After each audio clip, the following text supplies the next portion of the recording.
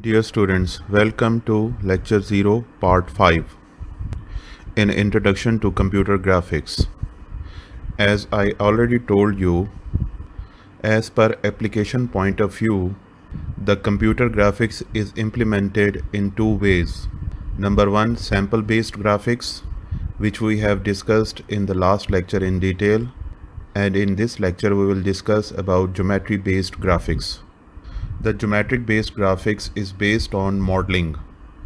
It is an application of rendering, also known as image synthesis, because we can extract the salient features of an object and how that objects behave, that is the behavior of the object. After that, we will create a geometric model of that object and impart the salient features and the behavior on that model to present the object in real life. The application of geometric-based graphic is vigorously seen by you people in various types of movies in different characters like Hulk, Godzilla, Species, Iron Man and Spider-Man, etc. So in this lecture we will understand that how it could be happened with the help of geometric-based graphics in order to create realism computer graphics. If you can see on the slide, the geometric-based graphics, also called scalable vector graphics or object-oriented graphics, is helpful to create geometric model along with various appearance attribute and is then sampled for visualization, also known as rendering or image synthesis. The purpose is to synthesize the physical world visually and to generate simulations which seems to be real. For doing this, various softwares are helpful for us. For creating 2D apps, we can use Adobe Illustrator and CorelDRAW, and for creating 3D apps, we can use Autodesk, AutoCAD, Maya and 3D Studio Max. So based on the concept of geometric-based graphics, there are few applications of it. Number one, it stores mathematical description or models of geometric elements like lines, polygons, polyhedrons, polygonal meshes, etc. and associated attributes, example, color, material properties, etc. Geometric elements are also called primitive shapes or simply primitives for short. For example, lines, polygons, polyhedrons, cylinders, polygonal meshes are termed as primitives in geometric-based graphics. Each of them is treated as a single primitive in geometric-based graphics application. So it is very clear from the above 2 points that geometric-based graphics is based on creating models, and all the models are collection of different primitives or primitive shapes. Whereas number 3, images are created via sample of geometry for viewing but not stored as part of model. Here it highlights the difference between images and the model. Images are photographs and can be stored as it is, while model can store the complete geometric information of an object and can be further utilized in any ways. Therefore, user cannot usually work directly with individual pixels in geometry-based programs, as user manipulate geometric elements, program resamples and redisplay elements. Nowadays, the rendering process is a combination of geometry and sample-based graphics, both as performance hack and to increase the quality of the final product.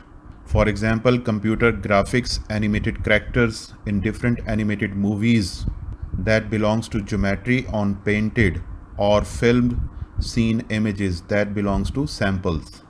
So both combine to form an animated movies as a final output. What is geometric modeling? Number one, what is a model? This has been discussed in detail in the previous slide. So if we have a model, then captures salient features, data or behavior of object phenomena being modeled. Phenomena से मुराद कि वो object जो है real life में किस तरह से behave करता है और रहता है। Therefore, data includes geometry, appearance, attributes, etc., which is a similar approach that we adopt in object-oriented programming, where we define a class with its data and the characteristics, the operations, or the behavior based on that data. The advantages of modeling is to allow us to cope the complexity very easily because we see different types of models and view them in our real life or in real world. Finally, the geometric modeling is helpful in creating 3D computer graphics that we have abstract, easily changeable 3D forms for the first time in human history, which revolutionized the working process of many fields: science, engineering, industrial design, architecture, commerce, entertainment, etc. These are the profound implications of visual thinking and visual literacy. What is the difference between modeling and rendering? That is modeling versus rendering.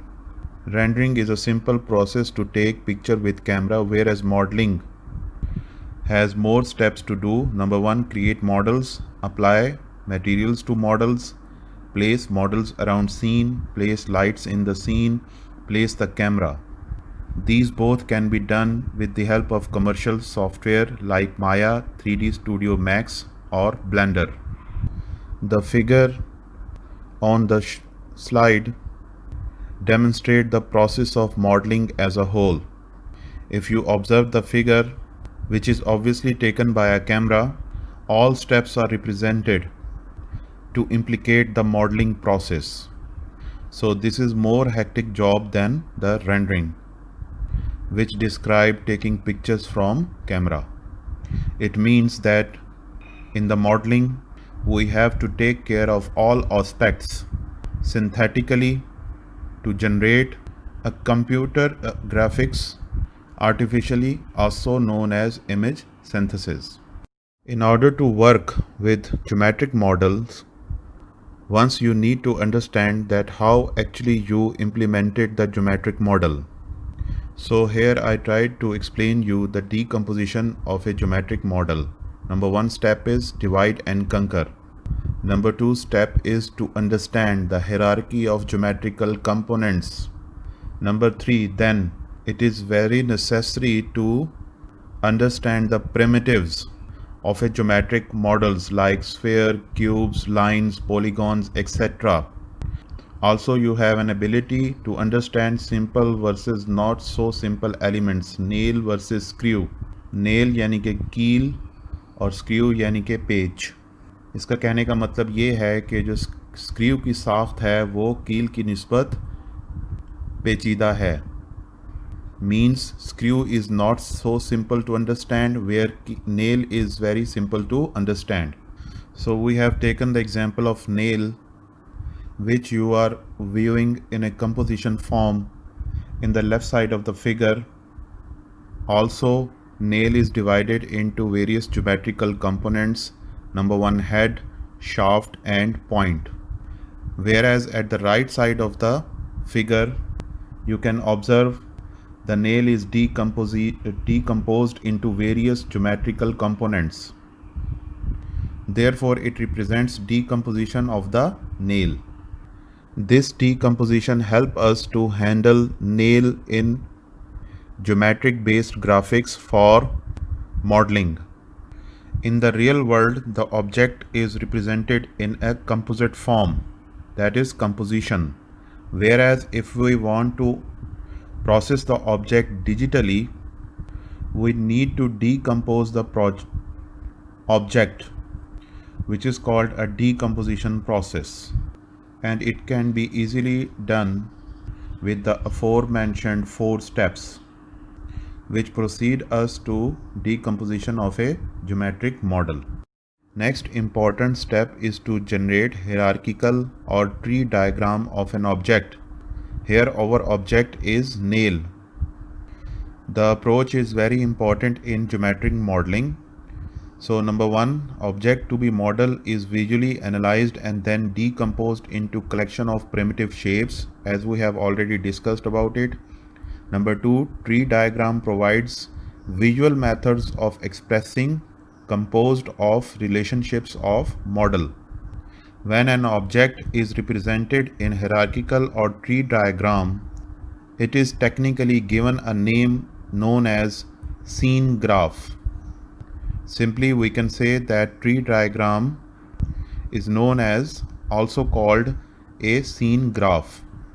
These diagrams can be easily prepared on the program interfaces like 3D, Studio Max or Maya. So if you focus on the slide, nail is designated at root node and it has two child node, head and body.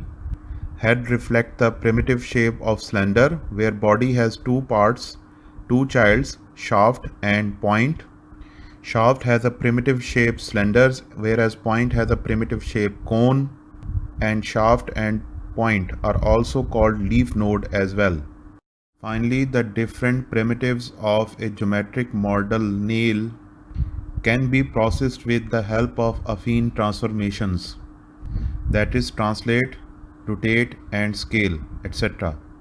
What is affine transformation? Affine transformation is a linear mapping method that preserves points, straight lines and planes.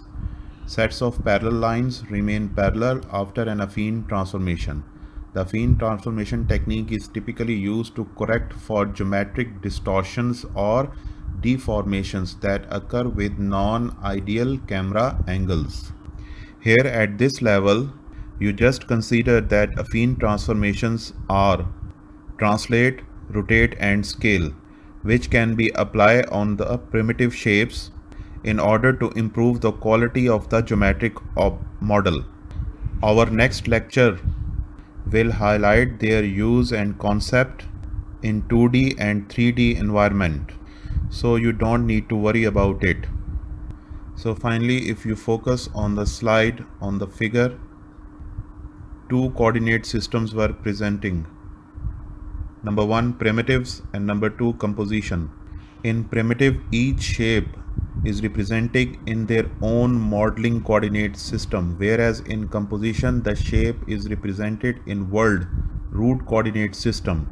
So these shapes or primitives can be translate, scale and translate, rotate and translate.